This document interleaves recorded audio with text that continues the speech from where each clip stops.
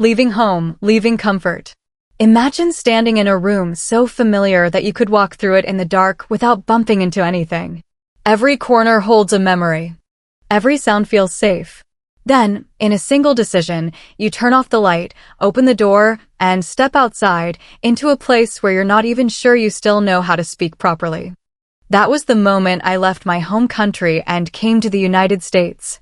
Not because I was brave, but because I believed I had to. People love to say that leaving your comfort zone is how you grow. What they don't tell you is how it actually feels at first. It's not excitement. It's not freedom. It's a strange emptiness, like reaching into your pocket for your phone and realizing you left it at home. Except this time, what you forgot wasn't a phone. It was your confidence, the kind you'd built over years without even noticing. On my first day in America, I learned a painful truth. Textbook English and real-life English are two completely different species. In my head, "Hello, how are you?" sounded perfect. But when an immigration officer spoke to me at triple speed, my brain instantly switched into survival mode. My heart raced. My ears heard the sounds, but my mind couldn't catch them.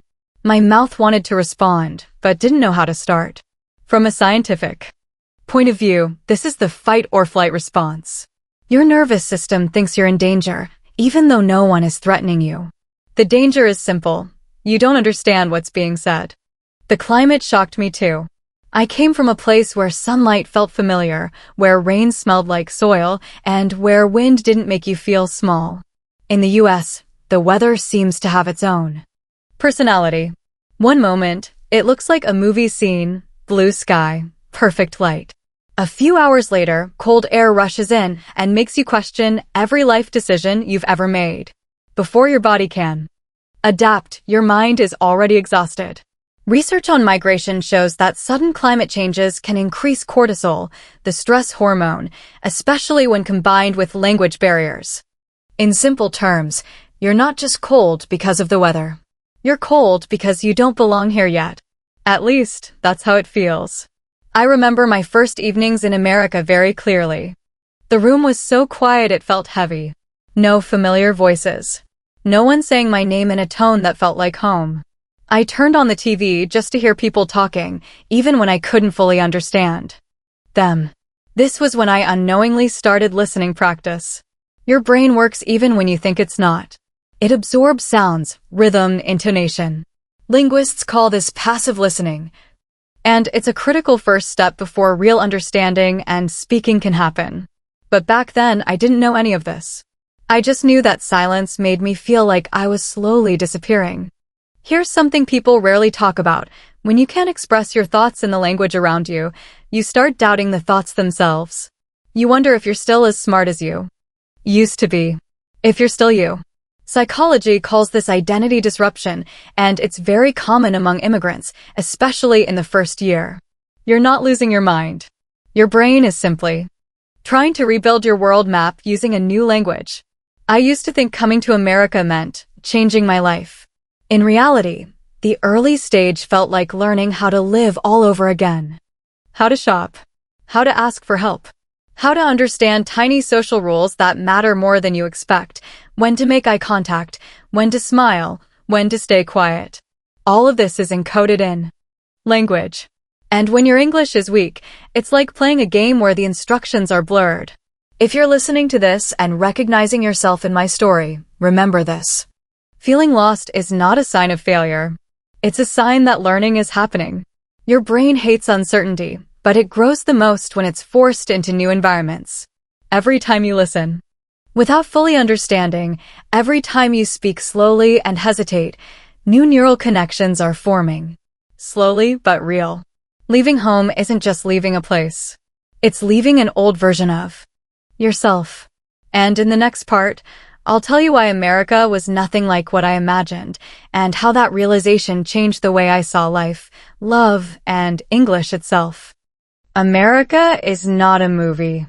Have you ever arrived somewhere you dreamed about for years, only to feel strangely disappointed 5 minutes later? Not because the place was bad, but because it was normal. Too normal. America hit me like that. In my imagination, the United States was loud in a glamorous way, fast in an inspiring way, and welcoming in a warm, movie-like way. In reality, my first impression was a parking lot, a gray sky, and people walking past me without looking up. No background music. No dramatic moment. Just life, happening without caring that I had finally arrived. This is where expectations quietly become your enemy. Psychologists call it the expectation-reality gap. When the picture in your head is brighter than the world in front of you, your brain reacts with disappointment, even if nothing is actually wrong. America wasn't cold or cruel. It was simply indifferent. And that indifference was harder to process than rejection. At least rejection feels personal. Indifference makes you feel invisible. One of the first things I noticed was how people interacted with each other. Everyone was polite, but distant. Smiles were quick. Conversations were efficient. How are you? Didn't mean, tell me how you feel. It meant, hello, and the correct answer was always, good, thanks. The first time someone asked me that, I actually paused, because I thought they wanted a real answer. That pause earned me a confused look and an awkward silence. This was my first real lesson in American culture. Language isn't just words. It's a system of invisible rules. And if you don't know them, you don't just sound foreign. You feel foreign. The climate added another layer to the shock. In movies, seasons change beautifully. In real life, they change aggressively. Summer heat felt heavy and endless. Winter didn't just get cold, it invaded your bones. The sky itself seemed different. Wider and more distant. Studies show that environmental changes affect mood and cognition, especially during major life transitions. Your brain uses familiar surroundings to feel safe. When everything looks and feels different, your mental energy drains faster. That's why simple tasks, like understanding directions or following a conversation, suddenly feel exhausting. I remember going to a grocery store alone for the first time. It sounds simple. It wasn't. The shelves were huge. The choices were overwhelming. Milk came in sizes that looked like they were meant for a family of 12. And every label felt like a small reading test. Low fat, non-fat, organic, fortified, lactose-free. I stood there longer than I'd like to admit, pretending to read while actually panicking. This is what cognitive overload looks like. Your brain can handle difficulty. What it struggles with is too many unfamiliar decisions at once, especially in a second language. At that point, my English didn't fail me in big dramatic moments. It failed me in tiny daily ones. Asking someone to repeat themselves. Understanding jokes. Catching sarcasm. Americans love indirect language. We should hang out sometime often means nothing will happen. That's interesting can mean disagreement. No textbook prepares you for this. Linguists call it pragmatic competence. Knowing what people really mean, not just what they say. Without it, you can understand every word in a sentence and still completely miss the message. Slowly, I realized something uncomfortable. America wasn't wrong. My expectations were. I had compared real life to a movie edited for emotion and clarity. Real life is messy. Conversations overlap. People speak fast, swallow words, change topics without warning. For someone learning English, this feels cruel. But there's a hidden truth here. Your brain learns faster from real imperfect input than from perfect. Artificial lessons. Struggling to understand real conversations, even when you fail, builds stronger listening skills over time. It just doesn't feel productive while it's happening. Emotionally. This stage was dangerous.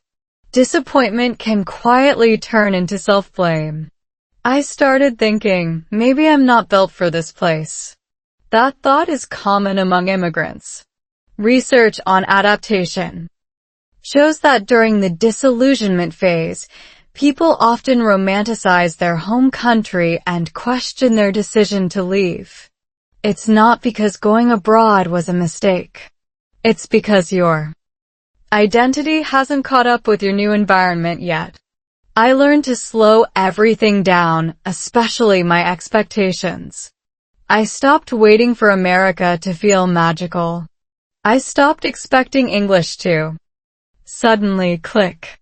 Instead, I focused on surviving the day.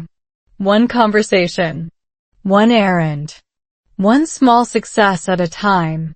Neuroscience supports this approach. The brain releases dopamine, the motivation chemical, not from huge achievements, but from small, completed actions. Finishing a short conversation without panicking mattered more than sounding fluent. Here's the quiet lesson this stage taught me. America doesn't meet you halfway emotionally. You have to walk toward it slowly, without applause.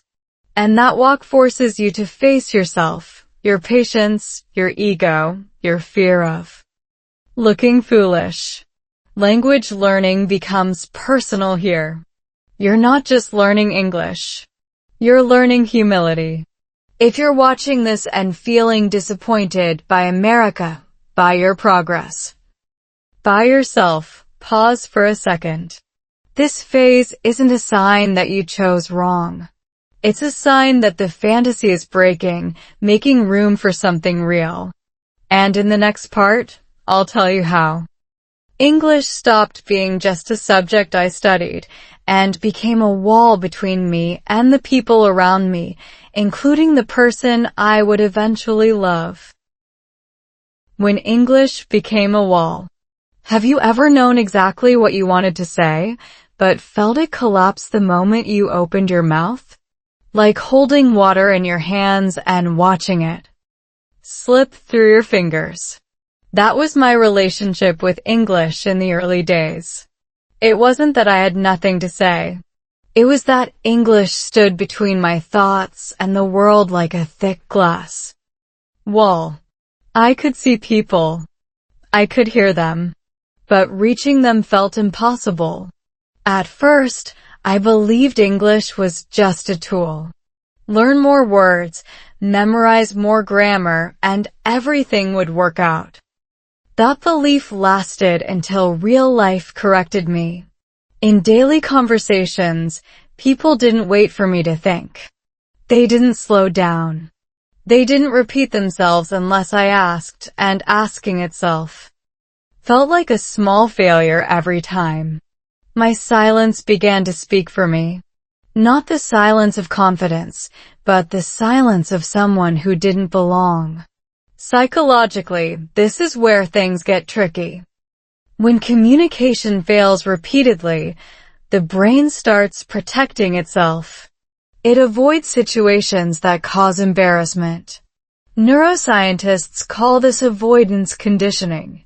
You associate speaking English with stress, so your brain gently pushes you toward quiet corners. You sit in the back. You nod instead of answering.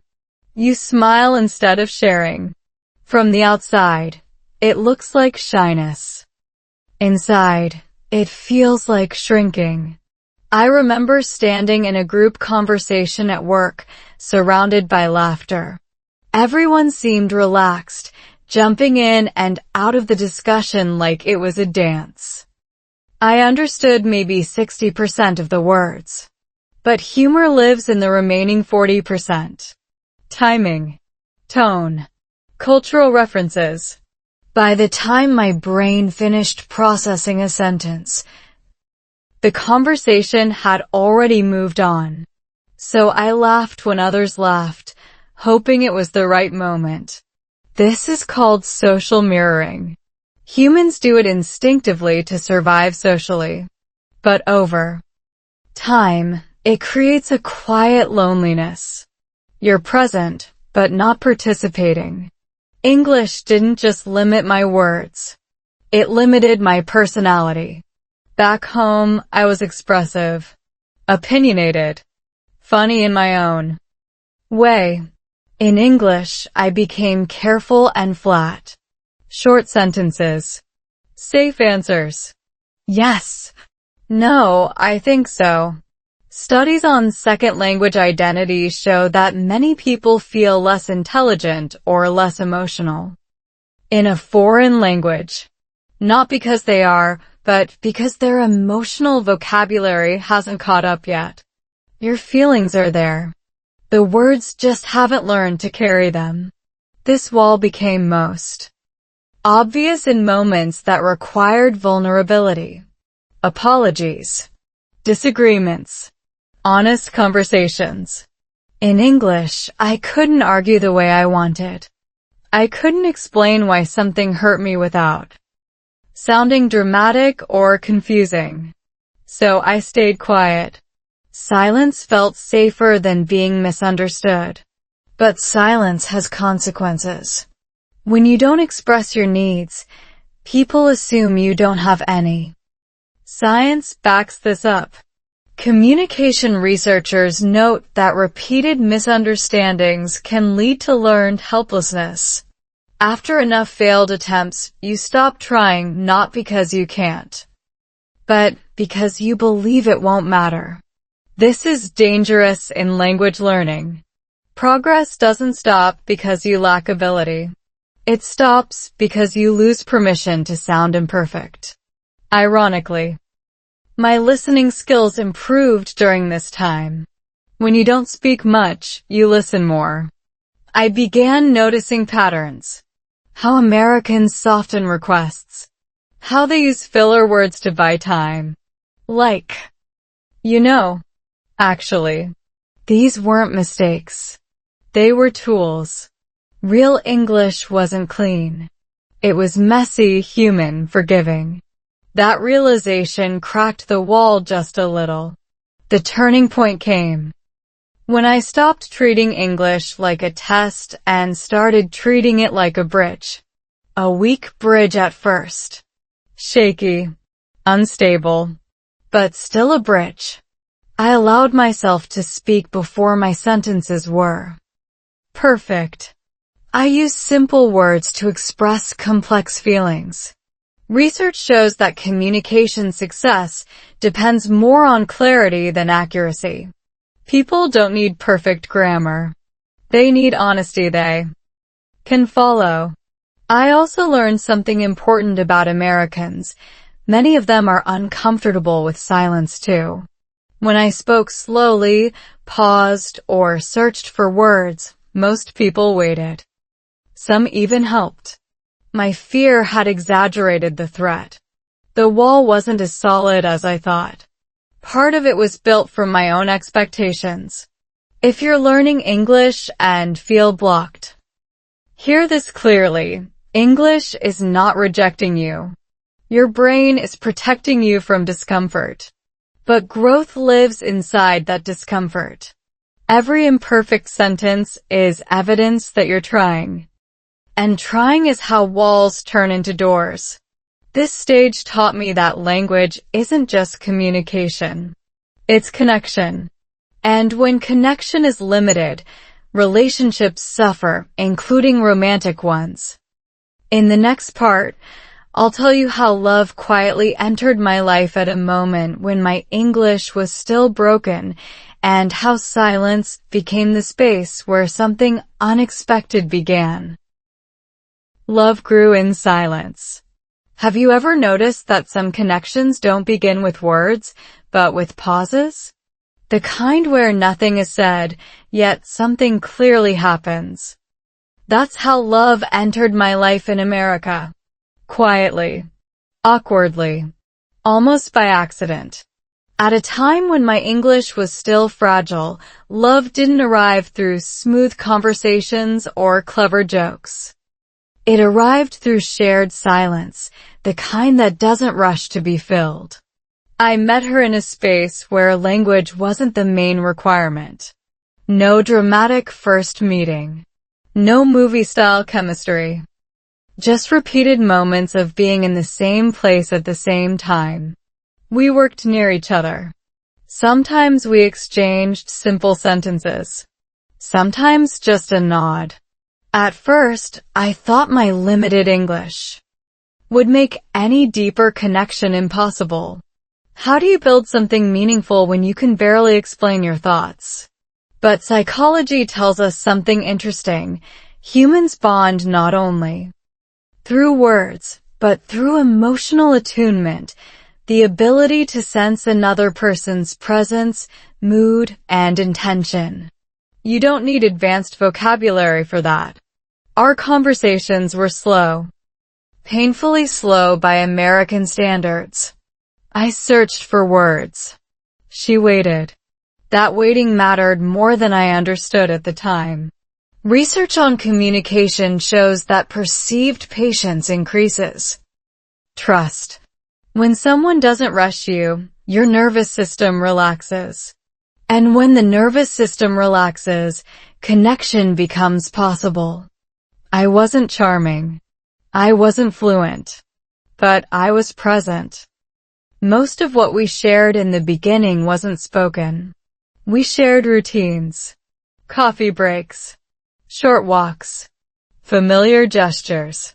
Sometimes we laughed at things I couldn't fully explain, and sometimes we sat quietly because neither of us knew what to say next. Instead of feeling embarrassed, I began to feel safe. Silence stopped feeling like failure. It felt like space. There's a misconception that love requires perfect communication. In reality, love often begins before communication becomes polished. Attachment theory suggests that emotional safety comes first. Language skills catch up later. In my case, English lagged behind my feelings. I felt more than I could say. And strangely, that made everything feel more honest. There was no room for exaggeration. No fancy words to hide behind. Just simple sentences and genuine intent. Of course, silence also carries risk. Without words, misunderstandings grow easily. A delayed reply can feel like distance. A short answer can feel like rejection. I worried constantly about saying the wrong thing, or worse, not saying enough. But instead of pulling away, she leaned in. She asked questions gently. She repeated herself without frustration. She listened not just to my words, but to my effort. That kind of listening is rare. And it changes you. From a language learning perspective, this was powerful. Motivation researchers talk about integrative motivation, the desire to learn a language to connect with someone meaningful. My English practice stopped being abstract. It became personal. I didn't want perfect grammar. I wanted to explain how my day felt. I wanted to tell her about my past. I wanted to understand her stories without guessing. Love gave English a reason. Still, the imbalance was real. She could express nuance. I couldn't. Arguments, when they happened, were one-sided. I struggled to defend myself or explain context. Sometimes I agreed just to end the confusion. That's a dangerous habit. Communication inequality can quietly shape power dynamics in relationships. Sociolinguistic studies show that the partner with stronger language skills often unintentionally leads conversations and decisions. It's not malice. It's momentum. I had moments of fear. Fear that she would get tired of slowing down. Fear that my silence would eventually feel empty, not peaceful. Fear that love built without words wouldn't survive real life. But something surprising happened. The absence of language forced us to pay attention to tone, timing, and behavior. When words are limited, actions become louder. Reliability becomes attractive. Kindness becomes visible. Over time, my English improved. Not suddenly, not dramatically, but steadily. Short sentences turned into longer ones. Hesitation softened. I learned phrases that mattered emotionally, not academically. I'm not sure. Give me time. This is important to me. These sentences weren't impressive, but they were functional. According to communication science, functional fluency, being able to express needs and feelings, matters more in relationships than advanced vocabulary. I was finally reaching that level. Looking back, love didn't grow despite my broken English. It grew because of it. Slowness created attention. Imperfection created honesty. Silence created room. In a culture that values speed and clarity, our connection moved at a human pace. And that made it resilient. If you're learning English and feel like your lack of fluency disqualifies you from meaningful relationships, let this sink in. Connection is not postponed until your language is perfect. It begins where you are, with what you have. Silence is not emptiness if someone chooses to stay in it with you. In the next part, I'll tell you what happened when love met reality, when marriage entered the picture and silence was no longer enough. Because commitment demands words, and my English was about to be tested in ways I never expected. Marriage changed everything. People talk about marriage as if it's a natural continuation of love, like adding another chapter to the same book. What they don't mention is that marriage doesn't just extend the story, it changes the genre. Overnight, romance quietly steps aside, and reality walks in carrying responsibilities, expectations, and paperwork.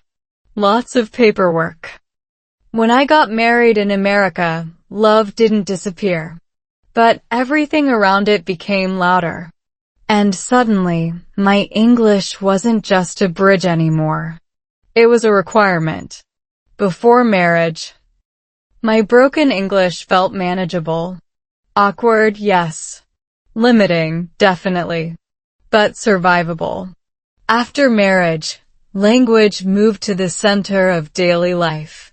Legal documents, insurance forms, medical appointments, conversations about money, future plans, and family expectations. These weren't optional discussions you could smile through. They required clarity, precision, understanding. And my English was still learning how to walk. Psychologists describe marriage as a role transition. You're not just a partner anymore. You become a spouse with new social and emotional responsibilities. The brain treats this as a major life change, similar to starting a new career or becoming a parent. Add immigration and language barriers to that mix and stress multiplies. Research shows that couples navigating cross-cultural marriages often experience higher cognitive and emotional load, simply because everything requires explanation. Nothing can be assumed. In the early days, I felt like I was constantly behind. Decisions were being made faster than I could process them. Not because my partner was impatient, but because English moved quicker than my thoughts. Discussions about finances felt especially intimidating. Numbers are universal, but meaning is not.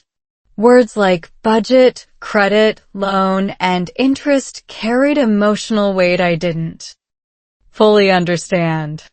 I nodded more than I should have. Not because I agreed, but because I didn't want to slow things down again. This is where love quietly shifts shape. Marriage exposes patterns you didn't notice before. Who speaks more? Who explains? Who decides? In relationships with unequal language ability, silence can slowly turn into dependence. Sociolinguistic studies show that when one partner consistently controls the language of decision-making, the other may feel less agency, even if both have good intentions. I wasn't losing my voice on purpose.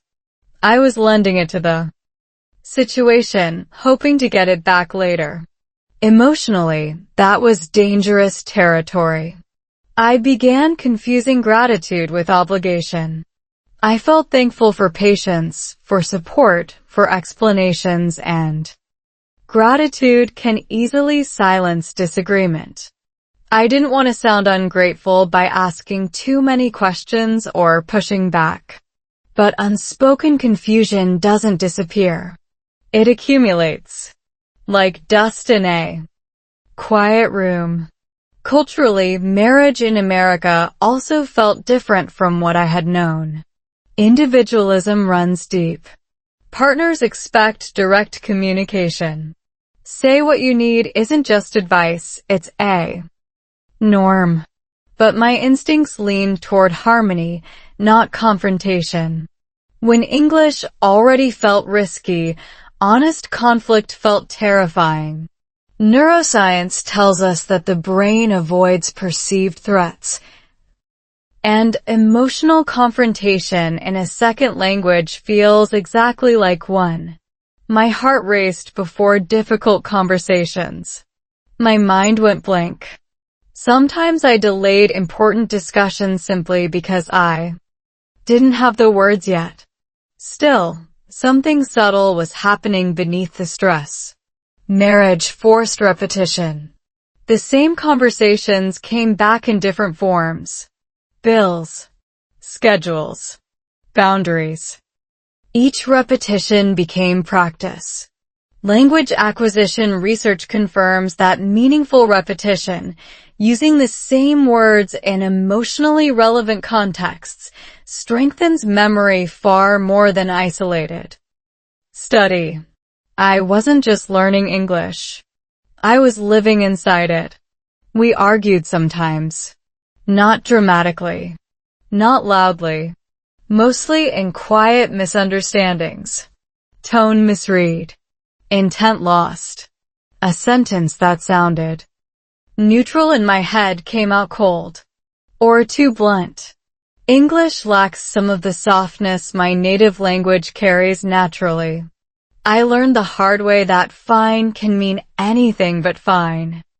These moments hurt, but they taught me something essential. Fluency is not about speed. It's about emotional accuracy. There were moments I questioned myself. Was love supposed to feel this hard? Was marriage meant to feel like constant translation of words, of values, of expectations? Relationship psychologists say this phase is common.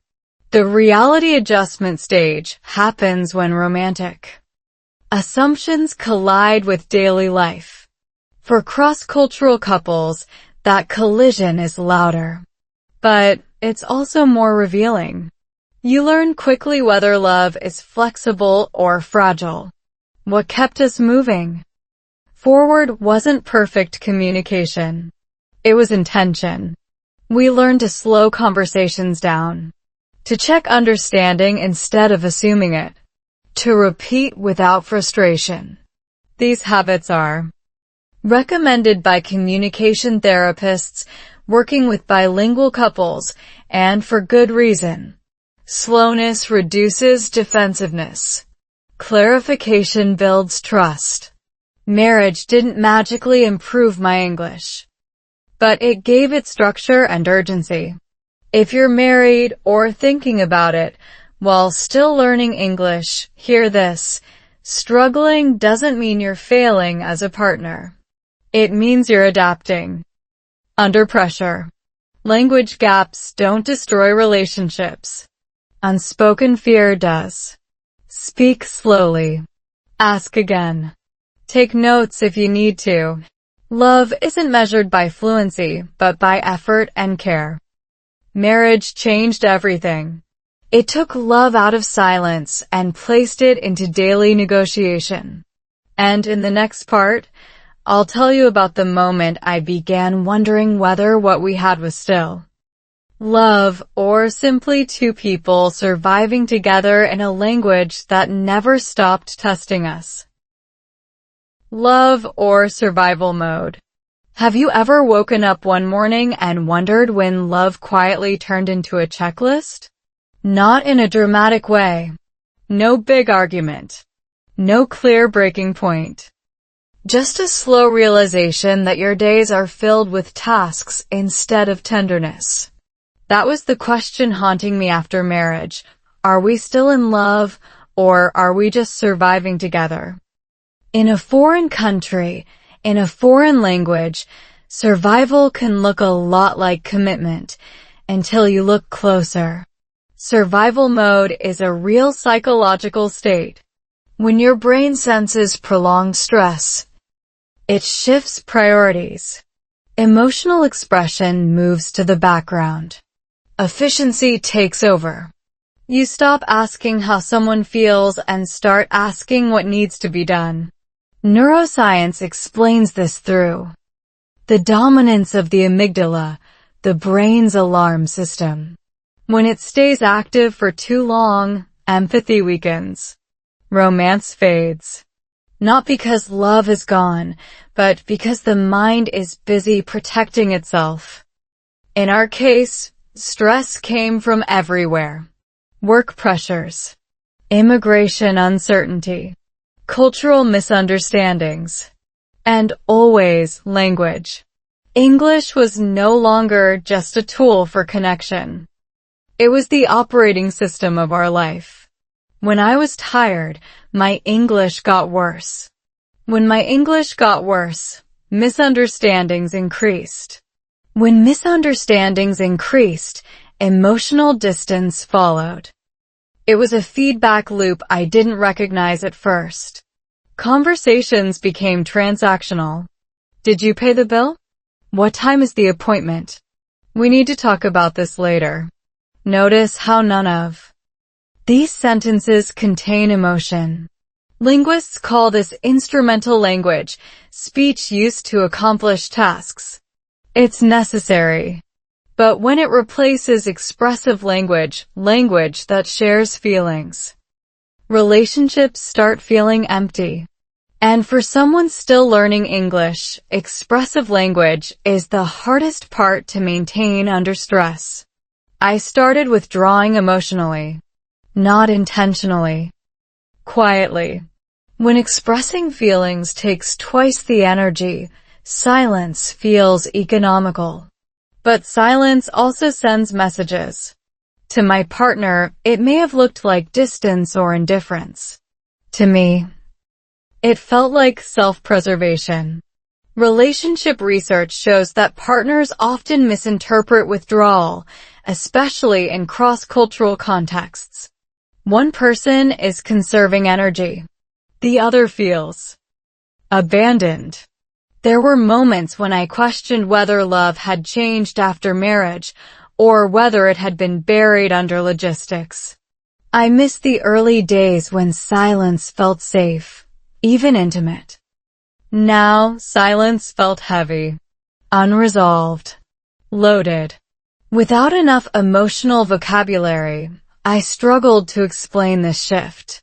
Saying, "I'm tired," didn't capture the depth of what I felt. I wasn't just tired. I was drained, cognitively and emotionally. This is where many couples quietly break. Not through explosive fights, but through erosion. Small misunderstandings left unclarified. Needs left unspoken. Psychologists call this emotional neglect, and it often happens unintentionally, especially when both partners are overwhelmed. Love doesn't end suddenly. It thins out. The turning point came with a small moment, not a dramatic conversation, just a question. One evening, my partner asked, slowly and directly, "Are you okay?" Not, "Did you finish that?" Not, "What's wrong with you?" Just, "Are you okay?" That question broke through something. It wasn't linguistically complex, but emotionally precise. My brain finally felt safe enough to answer honestly. I said, "I don't know how to talk when I'm tired." Simple sentence. Broken grammar. But it was true. That sentence opened the door. Communication scientists emphasize the importance of metacommunication, talking about how you communicate. Once we named the problem, it stopped controlling us silently. We began separating emotional conversations from logistical ones. Different time, different tone, different expectations. We also adjusted our pace. Slower conversations, shorter sentences, more pauses, less pressure to respond immediately. Research shows that slowing speech reduces cognitive load for second language speakers, allowing more emotional processing. In other words, slowness brings feelings back into the room. I realized something crucial during this phase. Love didn't disappear after marriage. It evolved. It moved from excitement to endurance, from passion to patience. But evolution requires awareness. Without it, survival mode takes over and calls itself love. Real love, I learned, includes rest. It includes misunderstanding and repair. If you're married and learning English and you're wondering whether love has changed, ask yourself this: are you tired or are you disconnected? Those are not the same. Fatigue can mask affection. Language barriers can hide care. But both can be addressed when named. Love after marriage isn't weaker. It's quieter. And if you listen closely, it's still there, waiting for space, for words, for permission to breathe again. In the next part, I'll share how climate, culture, and daily life in America quietly added pressure to our relationship, and how we learn to recognize those forces before blaming each other. Climate, culture, conflict. Have you ever argued with someone and later realized the real problem wasn't them at all? It was the weather, the routine, the place you were living in? Conflict rarely announces its true source. It disguises itself as tone, attitude, or small disagreements. In America, I slowly learned that climate and culture were not just background details in our life. They were active forces, quietly shaping our moods, expectations, and reactions, and pushing tension into our relationship without us noticing. Let's start with climate, because it sounds harmless until you live inside it. In many parts of the U.S., seasons don't gently transition. They arrive with authority. Summers are intense, draining energy without warning. Winters are isolating, shortening days and limiting movement. Studies in environmental psychology show that reduced sunlight can affect serotonin levels, increasing irritability and emotional sensitivity. In simple terms, when the sky stays gray for too long, patience becomes expensive. During winter, we spent more time indoors. Less movement. Less variety. The same rooms, the same conversations, the same unresolved Issues looping quietly. For someone learning English, this confinement magnified everything. I couldn't escape into easy social interactions. Phone calls felt heavy. Casual conversations required effort. My world shrank, and when worlds shrink, emotions collide faster. Small disagreements felt bigger simply because there was nowhere else for that energy to go. Culture added another layer. American culture values clarity, independence, and directness. These are not flaws, they're efficient. But efficiency can feel sharp when you come from a background that values context and emotional reading. In arguments, my instinct was to soften, to circle around the issue. My partner's instinct was to name it directly. Neither approach was wrong. But without recognizing the cultural difference, each felt misunderstood. Cross-cultural psychologists refer to this as communication style mismatch. One person prioritizes emotional harmony, the other prioritizes problem-solving speed. Under stress, these styles don't blend, they clash. I felt rushed. My partner felt blocked. English, once again, sat in the middle. Directness in English requires confidence and precision. I had neither consistently, so I hesitated. And hesitation, in American culture, is often read as avoidance. There were moments when I felt unfairly judged. Not intentionally, just subtly. Comments like, "Why don't you just say it?" or "It's not that complicated." Those sentences weren't cruel, but they landed hard. They assumed equal language access. Sociolinguistic research shows that second language speakers are often perceived as less decisive or less transparent, not because they are, but because hesitation is mistaken for character instead of context. I reacted defensively at times, not loudly, but internally. My silence thickened. My tone cooled. Conflict doesn't always escalate through shouting. Sometimes it freezes shows. Cultural misunderstanding, combined with environmental stress, creates emotional friction that feels personal, but isn't.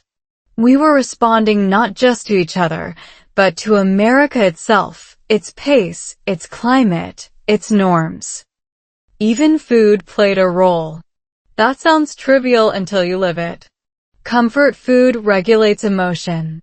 Familiar tastes ground identity. Without them, small irritations hit harder. Anthropologists note that food is deeply tied to emotional regulation and belonging.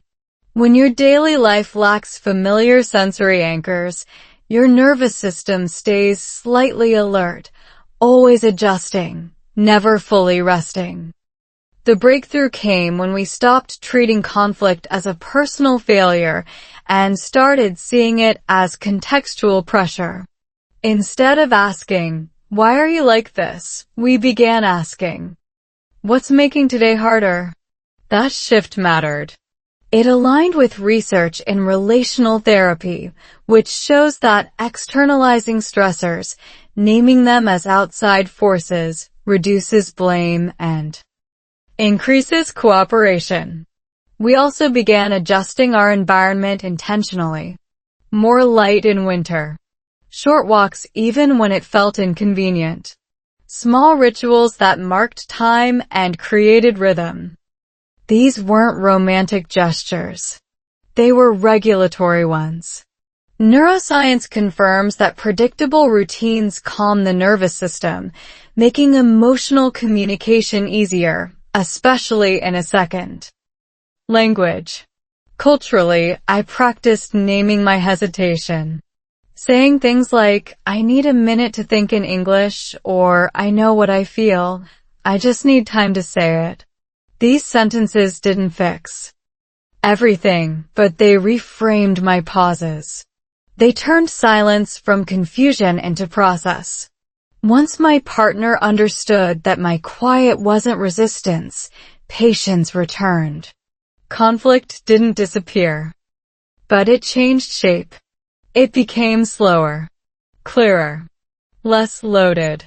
We learned that living in America meant constantly adapting, not just linguistically, but emotionally. Climate affected mood. Culture shaped expectations. Neither of us was wrong. We were just responding to forces larger than our relationship. If you're living abroad and finding yourself arguing more than you expected, consider this. You may be fighting the environment, not your partner. Before blaming love, examine context. Light, weather, pace, language. These factors quietly influence behavior, especially when emotional reserves are low. Understanding this saved us from turning temporary stress into permanent damage. And in the next part, I'll share how becoming a family, and eventually parents, forced me to confront identity, language, and belonging in ways that changed everything again. Family, children, identity. Have you ever realized that the moment you become a parent, the world suddenly starts talking faster and expecting answers immediately? Not philosophical answers. Practical ones. Medical forms. School emails. Questions from strangers who assume you understand everything already. Becoming a family in America didn't just add joy to my life. It added urgency. And with that urgency came a quiet fear. Who am I, in this language, for my child? Before children, my English only needed to be good enough. Good enough to work. Good enough to love. Good enough to survive. After children, good enough stopped being enough. Suddenly, language wasn't just about me anymore. It became the tool through which my child would be protected, educated, and understood by the world. That responsibility changes you. The first time I held my child, something unexpected happened. My emotions were overwhelming love, fear, hope, all at once. But when a nurse asked me a question, my mind went blank. Not because I didn't care, because emotion and language collided. Neuroscience explains this well. Strong emotions temporarily reduce access to working memory, especially in a second language. In simple terms, when your heart is full, your English may disappear. And that is terrifying when someone is waiting for your answer. Parenthood introduced a new kind of vulnerability. Doctors spoke quickly. School systems used unfamiliar terminology. Forms asked questions that felt deceptively simple. Primary language at home. Emergency contact. Special needs. Each checkbox felt like a test of competence, not just linguistically, but as a parent. I worried that my pauses would be mistaken for ignorance, that my accent would be mistaken for lack of care. Identity shifted quietly during this time. I was no longer just an immigrant learning English. I was a parent raising an American child. That duality creates tension. Sociologists call this bicultural identity negotiation. You're constantly deciding what to pass on and what to adapt, which traditions to keep, which habits to let go. And language sits at the center of every decision. What language do you comfort your child in? What language do you discipline in? What language do they dream in? At home, I used my native language to express warmth. It carried emotion effortlessly. English felt sharper, more instructional. Put your shoes on. Time to go. Researchers studying bilingual families note that parents often reserve their first language for emotional bonding while using the second language for structure. This isn't a failure. It's strategy. But it can create internal conflict. I worried that my child would associate English with rules and my native language with comfort, and that I would always sound stricter than I felt. There were moments of quiet grief, watching my child speak English more naturally than I ever would. Seeing teachers understand them instantly while I needed clarification. Pride and loss coexisted. Psychology recognizes this as ambiguous loss, losing something, without it being truly gone. I wasn't losing my child. I was losing the version of parenthood I had imagined in my own language. But something else happened too. Children are powerful teachers. My child didn't care about my grammar. They cared about presence, tone, attention. When I spoke slowly, they listened patiently. When I searched for words, they waited the same way my partner once had. Language learning research shows that interaction with children improves functional fluency because it forces simplicity. Short sentences, clear intention, repetition with meaning. My English became less impressive and more effective. Family life also exposed my emotional limits. When tired, stressed, or worried, my English collapsed faster. I snapped more easily. Misunderstandings hurt deeper. Parenting experts note that cognitive load reduces emotional regulation, especially in non-native speakers. That explained why some days felt impossibly hard. It wasn't that I was failing. I was overloaded. The breakthrough came when I stopped trying to be a perfect English-speaking parent and started being a responsive one. I asked for help. I prepared phrases in advance for important conversations. I practiced emotional sentences, not academic ones. I'm concerned about my child. I need more time to understand. These sentences gave me agency. They restored dignity. Most importantly, I realized that identity isn't fixed. My child wasn't judging my English. They were learning resilience from watching me navigate a world that didn't fully belong to me. Studies show that children of immigrant parents often develop higher empathy and adaptability, not despite language struggles, but because of them. Family didn't erase my insecurity. It reframed it. English stopped being a personal challenge and became a shared journey. My child learned from my effort. I learned from their openness. Identity stopped being about sounding native and started being about showing up consistently. If you're raising a family in a language you're still learning, remember this.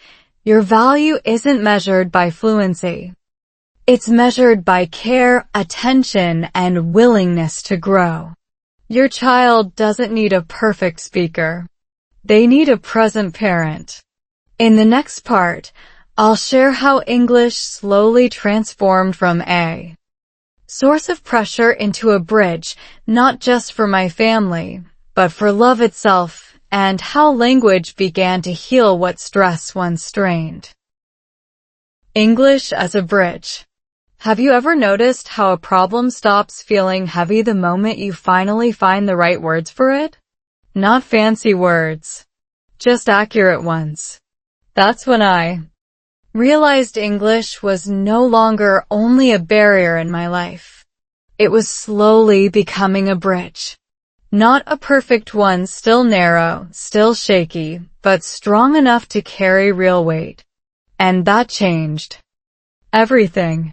For a long time, English had felt like an exam I was constantly failing. Every conversation felt scored. Every mistake felt recorded. But something shifted after family life settled into a rhythm. The pressure didn't disappear, but my relationship with the language changed. English learned to serve life instead of life serving English. That distinction matters more than most people realize. Linguists talk about communicative confidence, the ability to use language effectively in real situations, even with limited grammar. I didn't suddenly know more words. I knew which words mattered. I stopped chasing fluency and started chasing clarity. When something felt wrong, I didn't stay silent anymore. I used simple sentences to name complex feelings. I feel overwhelmed. I don't understand yet. This matters to me. These phrases weren't impressive, but they were transformative. English became a bridge in my marriage first. Difficult conversations stopped being emotional minefields and became slower, more intentional exchanges. We paused more, checked understanding more often. Communication researchers call this repair strategies, techniques couples use to fix misunderstandings before they turn into conflict. My language limitations forced us to adopt these strategies naturally. Ironically, our conversations became healthier than before. I also learned that vulnerability sounds different in English. In my native language, emotion flows with nuance. In English, it arrives more directly, sometimes bluntly. At first, that felt uncomfortable. Then it felt freeing.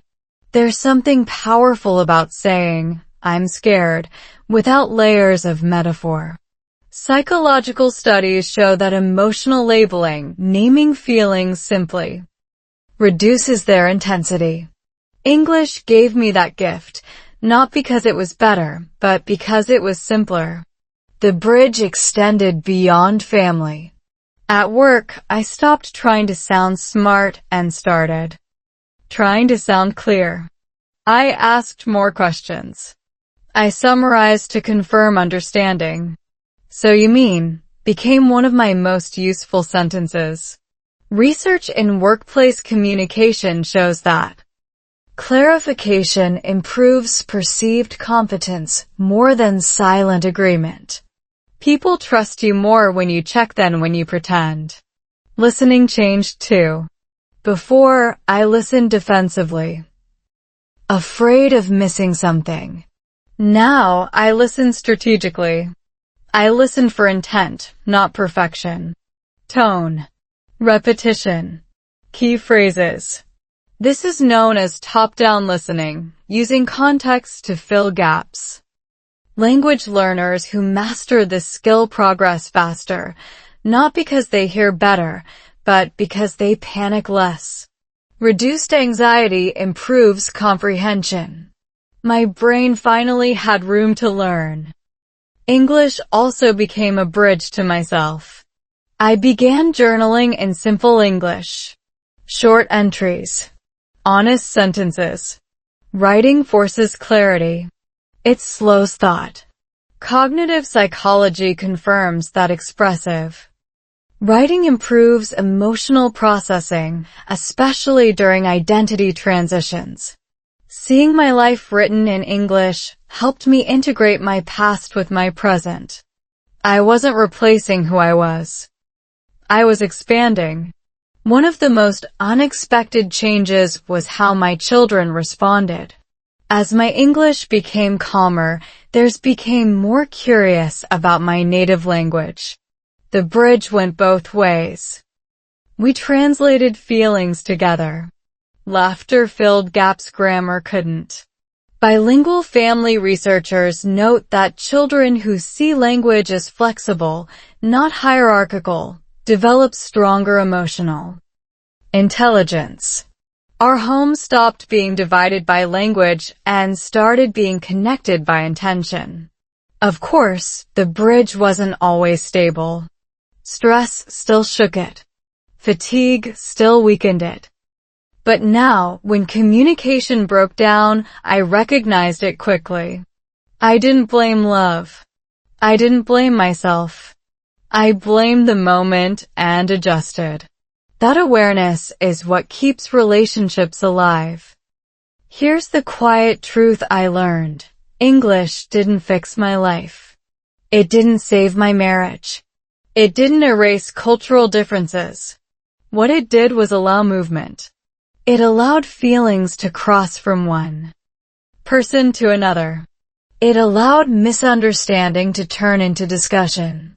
It allowed silence to become choice, not fear.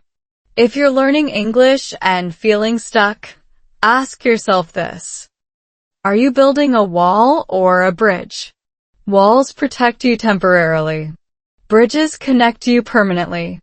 You don't need perfect materials to start building. You need intention and repetition. Every honest sentence adds a plank. This stage marked the beginning of healing, not dramatic healing, but steady repair. And in the next part, I'll share how love itself began to change shape again. Not fading, but evolving into something quieter, deeper, and more resilient than before. Love evolves, not disappears. Have you ever looked at someone you love and felt confused, not because you don't care anymore, but because the feeling no longer looks the way it used? 2. No rush. No fireworks. Just a steady presence. That confusion haunted me for a long time. I kept asking myself the same quiet question. Did love change after marriage, or did I simply stop recognizing it? The answer, I eventually learned, was simpler and harder to accept. Love didn't disappear. It evolved. In the early days, love was loud. It demanded attention. It thrived on novelty and emotion. Every small interaction felt meaningful because everything was new: the country, the language, the relationship itself. But novelty has a lifespan. Neuroscience explains this through dopamine. New experiences trigger high dopamine release, creating excitement and motivation. Over time, the brain adapts. Dopamine levels stabilize. What remains is not intensity, but attachment. And attachment feels quieter. In a second language, this shift feels even more dramatic. When English was still difficult, every emotional exchange required effort. Effort created intensity. Once communication became easier, the intensity faded, and I mistook that calm for loss. Relationship researchers warn about this misunderstanding. Many couples interpret emotional calm as emotional decline, especially in cultures that romanticize passion. But long-term love operates on different chemistry. Oxytocin replaces dopamine. Safety replaces thrill. I noticed this evolution in small, almost boring moments. Shared routines. Silent understanding. Doing errands together without needing conversation. At first, these moments felt empty. Then they felt stable. Stability doesn't announce itself. It doesn't beg for attention. It just holds you when life gets heavy. And life, in America, got heavy often: work stress, parenting pressure, cultural fatigue. Love adjusted to support weight, not excitement. English played a surprising role here. As my emotional vocabulary expanded, I became less dramatic and more precise.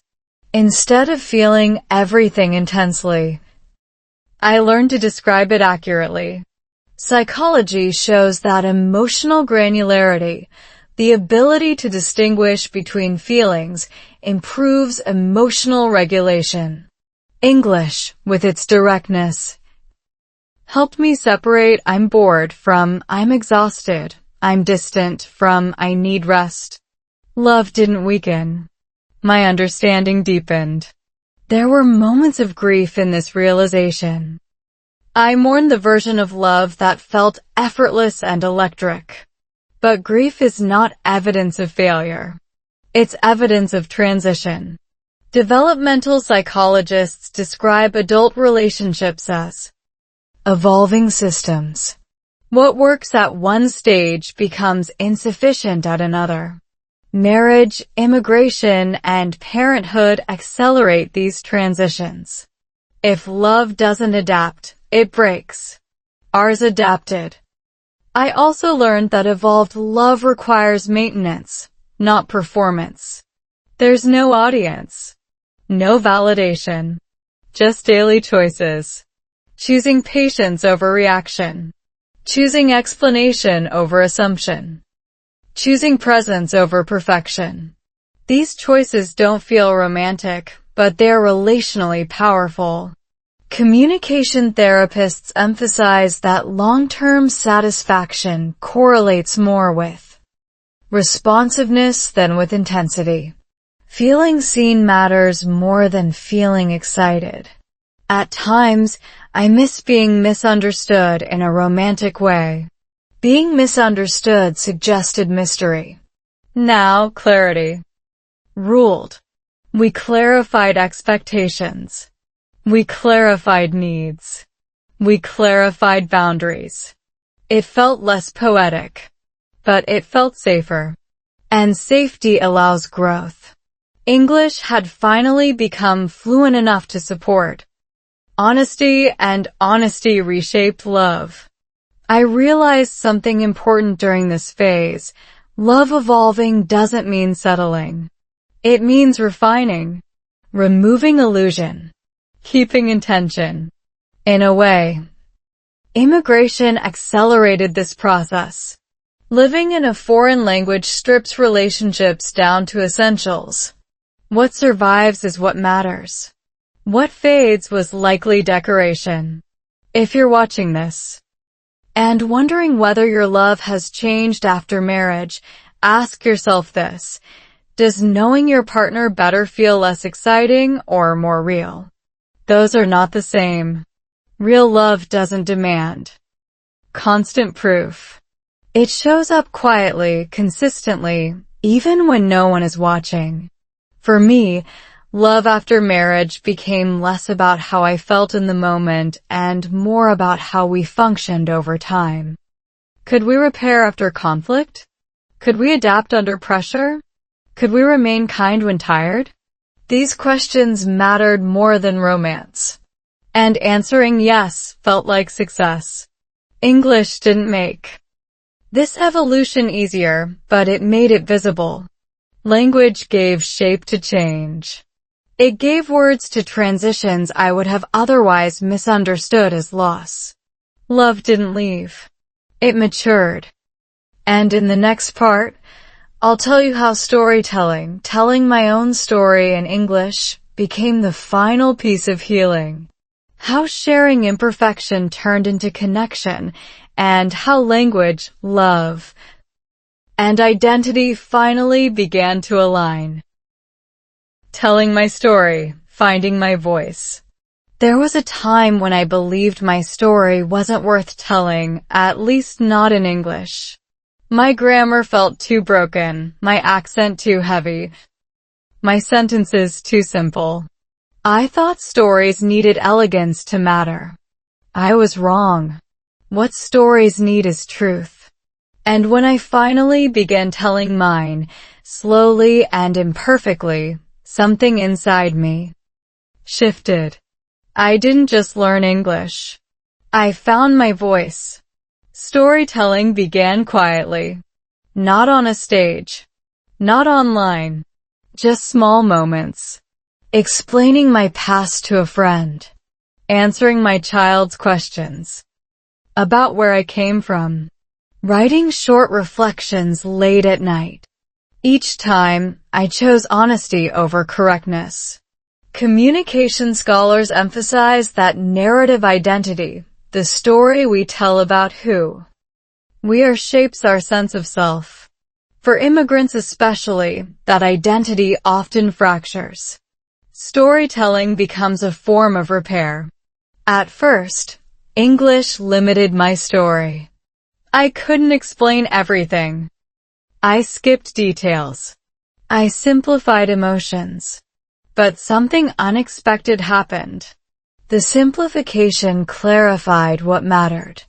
Instead of drowning in context, I focused on cause and feeling. I left because I wanted a better life. I stayed because love mattered. These sentences weren't poetic, but they were solid. They held weight. Psychologists note that coherence matters more than complexity in personal narratives.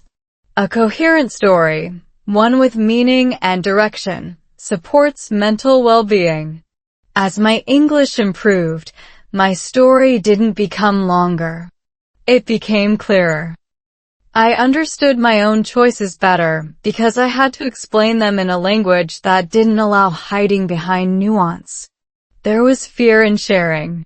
Fear of being judged. Fear of sounding naive. Fear of being misunderstood. But vulnerability researchers have found that remembering vulnerability feels worse than experiencing it. Once I spoke, once I shared, the fear softened. People leaned in. Not because my English was good, but because my story was human. Language errors faded. Connection didn't. Storytelling also changed how I listened to others. I became more patient, more curious. I stopped waiting for perfect sentences and started listening for meaning. This shift aligns with narrative empathy, the ability to understand others through their stories, not their fluency. In multicultural spaces, this skill matters more than grammar. It builds trust faster than correctness ever could. At home, storytelling reshaped our family. We told stories at dinner. Small ones. Hard ones. Funny ones. In mixed languages. Our children learned that stories don't belong to one language. They belong to people. Educational research shows that children who grow up in storytelling households develop stronger communication skills and emotional resilience. We weren't teaching English or our native language. We were teaching expression. There was a powerful moment when I realized my story no longer embarrassed me. It grounded me. I could say, this is where I came from, without apology. This is what I struggled with, without shame. English didn't erase my identity. It gave it another dimension. Identity, after all, is not fixed. It's layered. Sharing my story publicly was the final step. Hesitant at first, then steady. Each time I spoke, I noticed something important. My accent stayed, my mistakes stayed, but my confidence grew. Linguists explain that intelligibility matters more than native-like pronunciation. Once people understood me, my self-doubt lost power. I wasn't performing English. I was using it. Through storytelling, English stopped being a test. It became a tool. A bridge between past and present. Between cultures. Between who I was and who I was becoming. The language didn't need to be perfect to carry truth. It just needed to be honest. If you're learning English and feel invisible, start with your story. Not the polished version.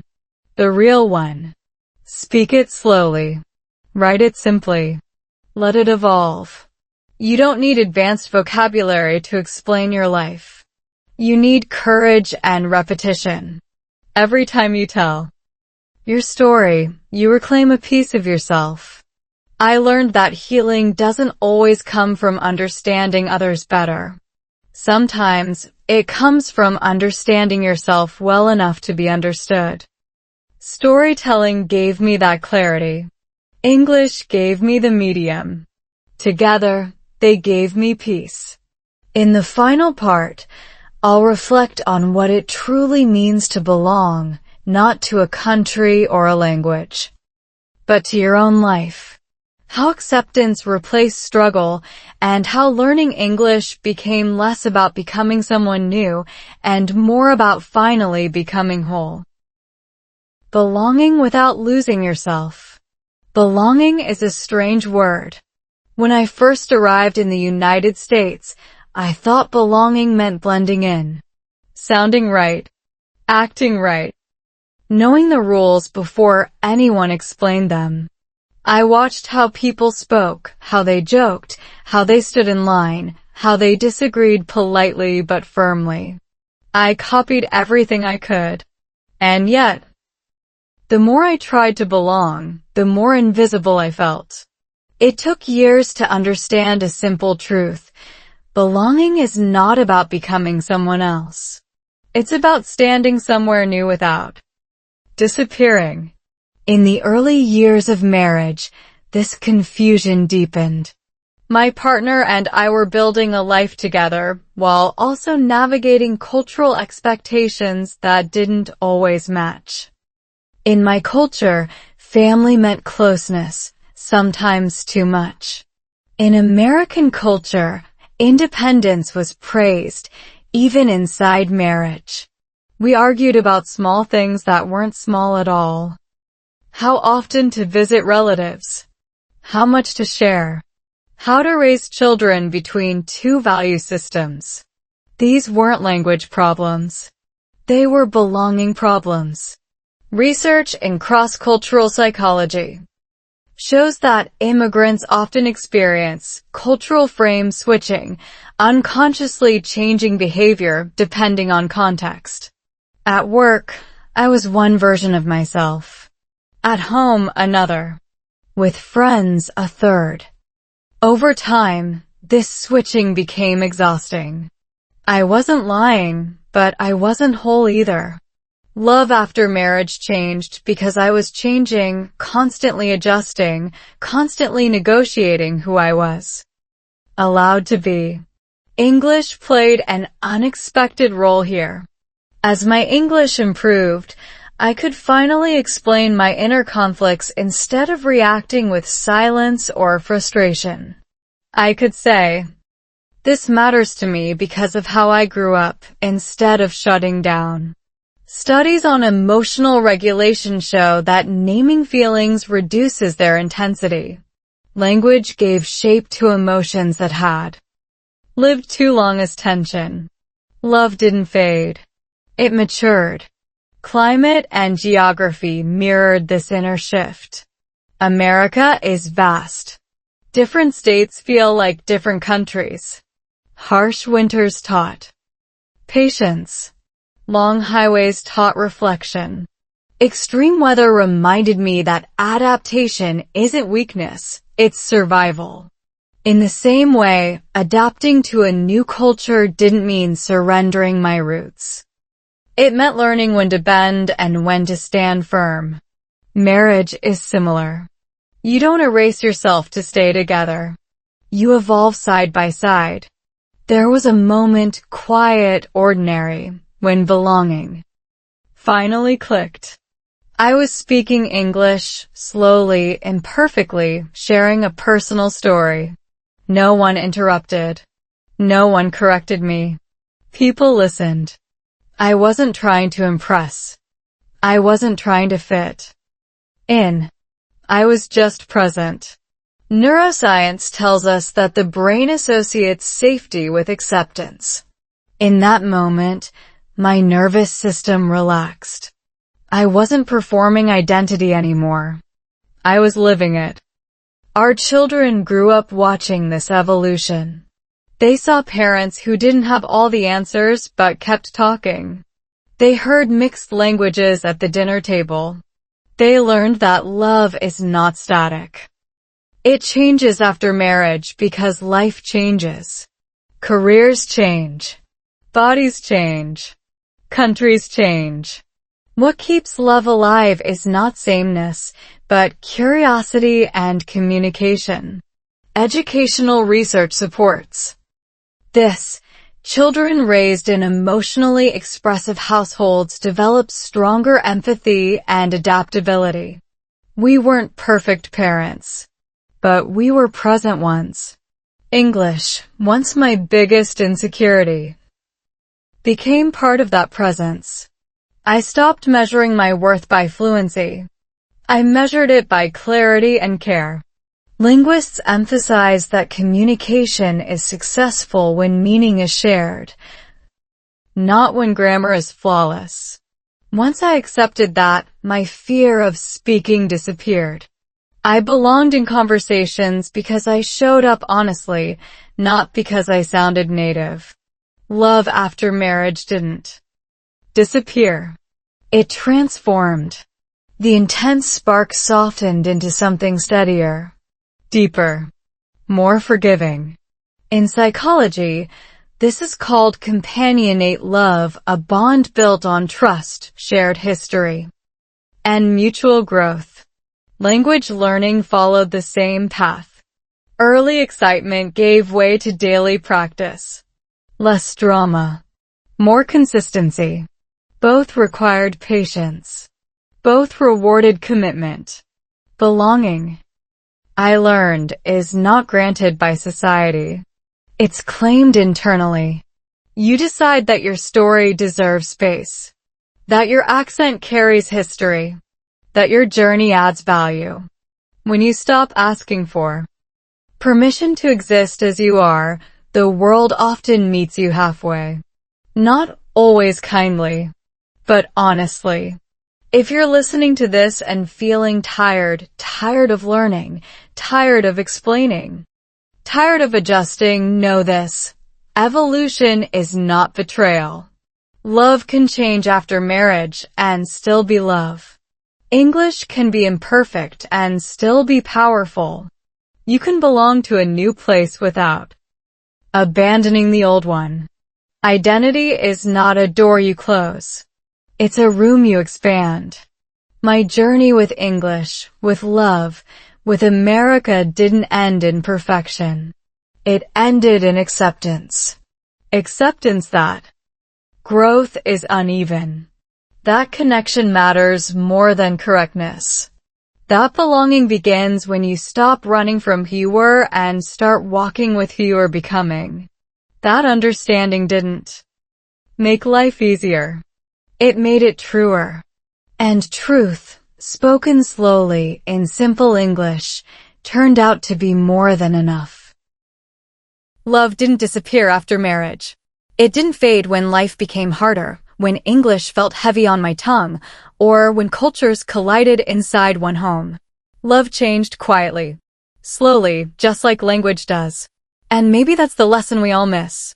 Love doesn't need to stay the same to stay alive. English doesn't need to be perfect to carry your truth. Growth often looks like confusion before it looks like clarity. If this story felt familiar, it's because you're probably living a version of it right now, learning English while rebuilding confidence. Navigating love while redefining yourself, trying to belong without losing who you are. You're not behind. You're evolving.